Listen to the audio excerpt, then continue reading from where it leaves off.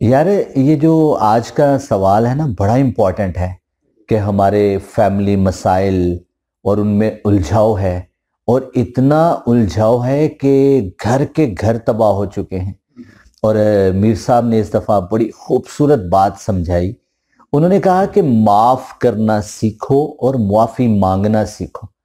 फिर उन्होंने खुद ही इस बात को बड़े एक और अंदाज में बयान किया कि कहाँ तुम इतने सारे लोगों से मुआफ़ी मांगते रहोगे, या मुआफ़ करने के लिए बहुत सारे लोग होंगे, तो तुम एक काम कर लो। मैंने पूछा, जी मीर साहब? तो उन्होंने कहा कि एक काम करो कि कोई एक ऐसा शख्स अपनी ज़िंदगी में ज़रूर शामिल करो कि जिसकी तुमने हर गलती माफ़ कर देनी। हैरानगी। उन्होंने कहा कि कोई भी हो सकता है, वो तुम्हारे अब्बा जान हो सकते हैं, अम्मी जान हो सकती हैं, बीवी हो सकती है, या कोई भी दुनिया का एक शख्स जिसकी हर गलती मुआफ करनी है।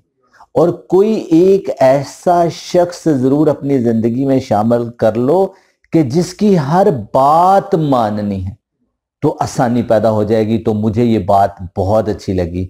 तो बस ज़िंदगी में आसानियों वाले मामला चाहते हो तो मुआफ़ करना सीख जाओ, मुआफ़ी मांगना सीख जाओ, और एक शख्स ज़रूर ज़िंदगी में शामिल करो जिसकी हर बात माफ़ कर दो, और एक शख्स ज़रूर ज़िंदगी में शामिल करो जिसकी हर बात माननी है और हर हाल में माननी है।